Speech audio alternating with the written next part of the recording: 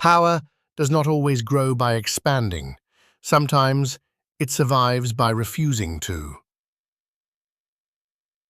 Welcome to another story in the Brief Universal History of Civilizations series. Today I'll tell you about Nubia and Ethiopia from about 300 to 1500 CE, a part of Africa that builds civilization without empire and endurance without conquest.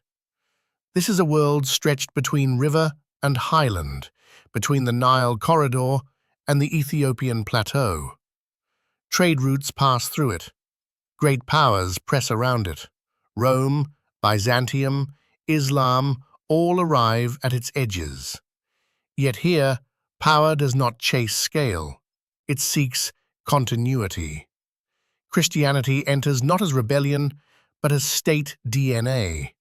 Faith anchors kingship, law, and time.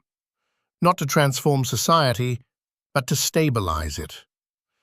Nubia and Axum live from mediation, not domination. Ports, coins, diplomacy matter more than armies. When trade shifts and pressure rises, one path dissolves quietly. The other retreats inward and hardens. This is not a story of rise and fall. It is a story of adjustment, of how geography shapes mentality, of how civilization can persist by shrinking, relocating, sacralizing rather than expanding. In this episode, we follow Africa's long answer to empire, not imitation, not resistance, survival through balance, myth, and place. Ink dries slowly in the cool morning air. The scribe sits near a narrow window where light slides across parchment and settles on the curve of each letter. His hand moves with care. The words are sacred, older than his own name, yet the palace around him feels older still. Stone walls carry the weight of kings whose lineage reaches back beyond memory. The dynasty does not begin with this book. The book arrives later and fits itself into what already exists. Outside, mist lifts from the highlands. The day warms gently. Nothing in the rhythm of the court shifts because of the text he copies. Servants move as they always have. Judges hear disputes. Farmers beyond the hills follow the same seasons their grandparents followed. Faith does not disrupt life here. It settles into it. He writes in a language separate from daily speech. The script belongs to ritual, not conversation. Its power lies in distance. Law, prayer, and authority share the same visual form. When the king seals a judgment, it carries the same weight as scripture. Words become objects. Objects become order. The scribe knows that across the Red Sea, emperors rule through decrees and coins marked with crosses. Traders bring stories of Constantinople, of churches rising where temples once stood. Here, Christianity replaces nothing. It confirms what already holds. Kings rule because they always have. Faith now explains why this must remain so. From a wider view, from about the 4th century onward, the Ethiopian court adopts Christianity while preserving dynastic continuity. Integration into the late Roman and Byzantine Red Sea world brings writing, coinage, and symbolic legitimacy. Religion functions as a technology of statecraft, not a social rupture. A breeze moves through the room. The scribe pauses, then continues. Each line binds heaven to earth, text to throne. Far away, empires argue over doctrine and authority. Here, belief becomes adhesive. The mountains remain, the river valleys endure. The kingdom continues, letter by letter. Dawn spreads slowly across the harbor. The merchant's eldest daughter ties a rope around a stack of hides while her brother counts small bronze coins into a cloth pouch. The air smells of salt, resin, and wet wood. Ships sit low in the water, their hulls marked with chalk signs for destination and tax. Nothing here speaks of conquest. Everything speaks of movement. Their family lives between worlds. One month they sleep near the coast, listening to waves and unfamiliar tongues. The next, they follow camels inland, where dust replaces salt and tracks replace docks. Goods pass hand to hand without ceremony. Ivory, gold, grain, incense. No one asks who owns the land beyond the road. What matters is who controls passage. Coins matter more than banners. Treaties matter more than walls. The family knows which ports are open, which rulers demand tolls, which routes remain safe after the rains. Authority feels practical. Power reveals itself as access. A blocked harbour hurts more than a lost battle. To them, the Red Sea feels narrow, not as water, but as corridor. On its far shore arrive traders from Arabia and Egypt with glass, cloth, and news of distant courts. Beyond that, the Indian Ocean hums, linking Africa to Persia and India. The world, as they know it, flows. It does not sit still long enough to be owned. From a wider view, between about 300 and 700 CE, Indian Ocean trade intensifies. Aksum and Nubian states integrate into global exchange without building empires. Prosperity comes from mediation, ports, and predictable rules rather than territorial expansion. By midday, the caravan departs. The daughter watches the ships fade into light. Inland, another family waits with goods of their own. Elsewhere, empires raise armies and redraw borders. Here, civilization survives by staying open, useful, and in motion. The wind cuts sharper in the highlands. The ruler pauses as his retinue climbs the final stretch of the path, breath turning visible in the thin morning air. Below them, far beyond sight, lies the coast he no longer commands. Messages sent toward the sea return late or not at all. Harbours once loud with traders fall quiet. The sea no longer answers. The court moves uphill by necessity, not fear. Tents rise where stone halls will soon stand. Clerks set out tablets. Priests mark ground for ritual. Life rearranges itself around slopes, rivers, and defensible passes. The mountains offer little wealth, but they offer endurance. Here, land can be red again. Rain, soil, and altitude replace tariffs and ships. He understands that a wider shift has occurred. New powers spread across the Red Sea. Old routes bend away. Goods that once passed through his hands now travel elsewhere. Yet he does not speak of decline. He speaks of return.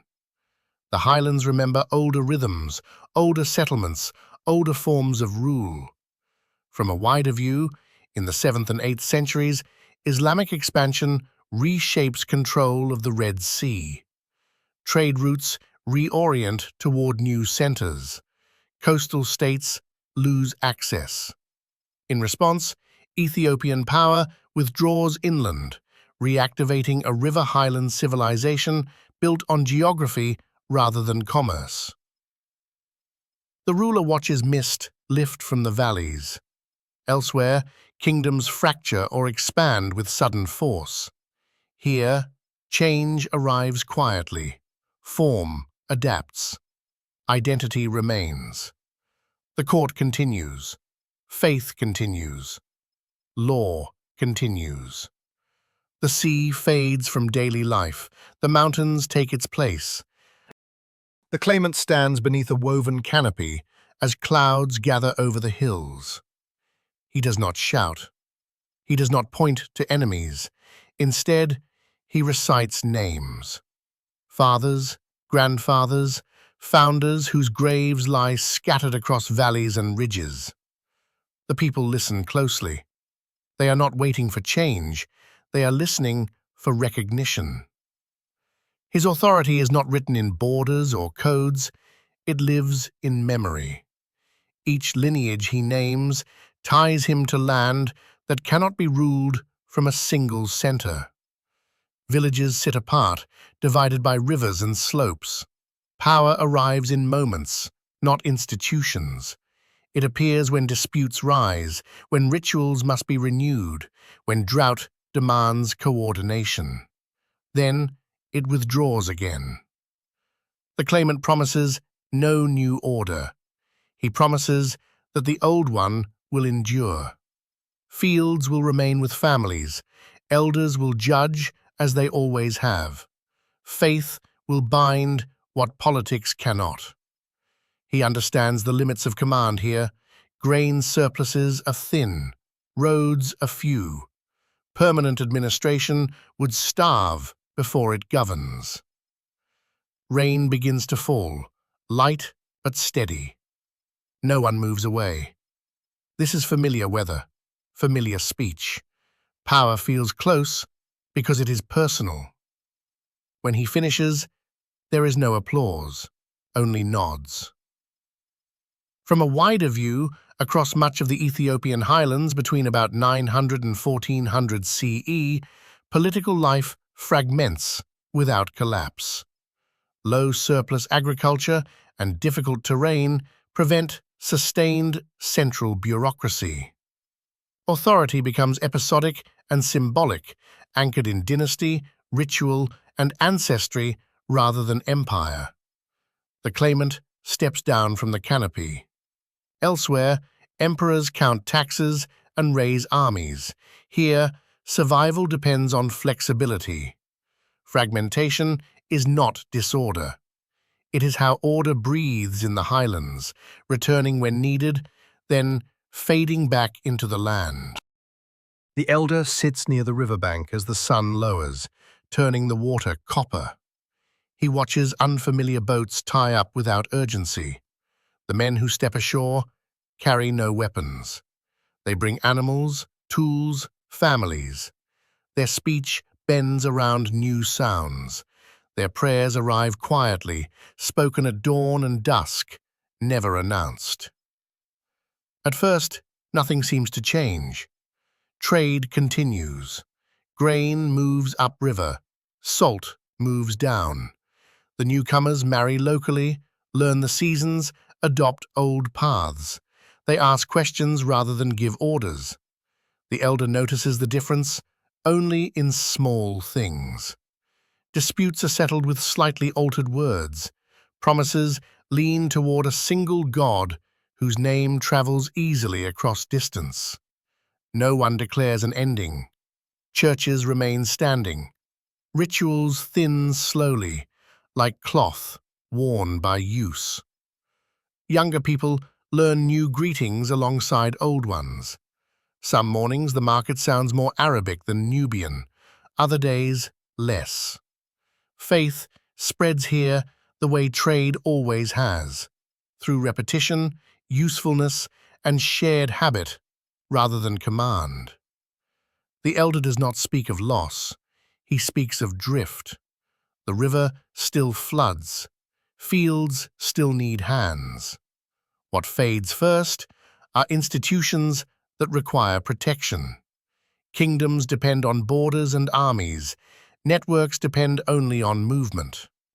Nubia has always lived between roots. Now, the roots speak differently.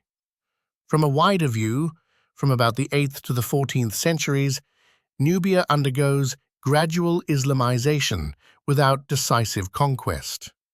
Long-term, Cushitic, Semitic, and Arab migrations reshape culture through trade, settlement, and intermarriage.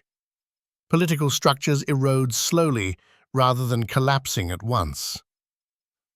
As night cools the air, the elder listens to prayer rising from both banks. Elsewhere, belief hardens into lines of violence. Here, civilization loosens without snapping. Nubia fades not with fire, but with footsteps moving on. The Nubian elder leans on his staff as the river slips past, wide and open. Boats still arrive, but fewer carry familiar signs. Storehouses stand, yet no one repairs them with urgency. Councils meet irregularly now, decisions wait. He feels authority thinning rather than breaking, as if power has become optional. The valley invites movement. People pass through and stay. Far away in the highlands, an Ethiopian priest closes heavy wooden doors against the evening cold. Incense lingers after prayer. He checks the altar cloth, adjusts a manuscript, repeats words learned by heart. Nothing here depends on traffic or trade. The mountains filter arrivals. Belief thickens through isolation. Ritual does not adapt. It concentrates. Along the river, the elder hears new prayers spoken softly but often. He does not forbid them. There is no center strong enough to forbid anything. In the highlands, the priest guards form with care. He knows which days matter, which gestures cannot change.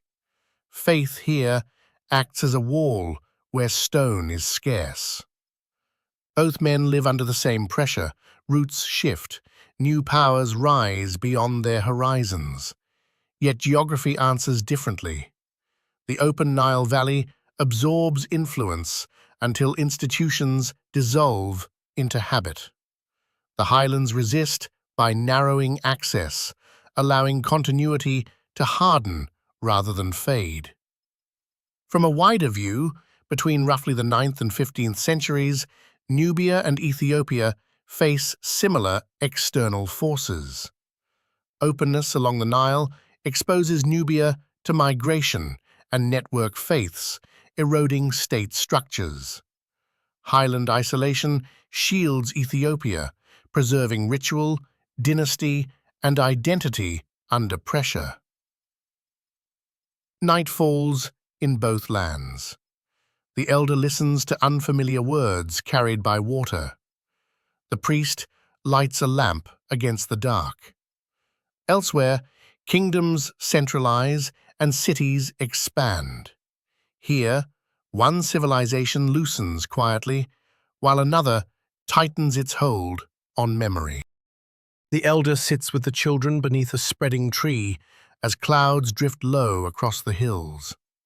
The air smells of damp earth after morning rain. He draws no lines in the dust to mark borders. Instead, he speaks names. Ancestors, rivers, hills, covenants. The children listen, not for dates, but for belonging. There are no stories here of conquest, no long marches, no maps showing land taken and held. The elder speaks of arrival and return, of families who settle, move, and settle again, of faith carried in memory rather than enforced by arms. Lineage matters more than territory. To exist is to remain connected, not to expand. He explains that order does not always grow outward. Sometimes it thickens inward. Villages endure by knowing when to gather and when to separate. Authority appears through elders, ritual, and shared memory, then fades back into ordinary life. No center commands for long, none needs to. The land itself teaches this logic. Rivers divide valleys more than they unite them. Highlands protect without sealing people off completely. Empires pass nearby, loud and demanding, but rarely stay. This place lies just far enough from the main roads of domination. Survival rewards patience, not ambition. From a wider view, across much of Africa between about 300 and 1500 CE, civilization often develops without empire. Geography and limited surplus constrain large-scale expansion. Continuity depends on meaning, faith, and social memory, rather than permanent administration or conquest. As the lesson ends, rain begins again, light and steady. The children scatter toward their homes. Elsewhere, Rome builds roads, China builds bureaucracy, caliphates raise cities. Here, civilization holds without walls or maps. It endures by remembering who it is, not by proving how far it can reach. What Nubia and Ethiopia reveal is a quieter truth. Civilization does not require empire to endure. It can survive by thinning, bending, and relocating, rather than conquering and holding. What is gained here is continuity without scale. Faith anchors memory. Geography filters power. Trade connects without dissolving identity. When pressure arrives, one society loosens and flows with it. The other retreats, concentrates, and hardens. Neither response is dramatic. Both are effective. What is lost is the illusion of permanence. Without strong centers, states fade easily. Authority becomes episodic. History leaves fewer monuments. But meaning persists precisely because it is not overbuilt. It travels through people, not institutions. The deeper lesson is this: power that cannot expand may still endure. Civilization that does not conquer may still remember itself for 1,000 years. In the next story, we move east, across the sea, to an island world learning a different balance entirely. In Japan, between about 300 and 800 CE, order will grow through ritual, ancestry, and selective borrowing, not trade corridors or universal faith. Empire will be delayed. Identity will not.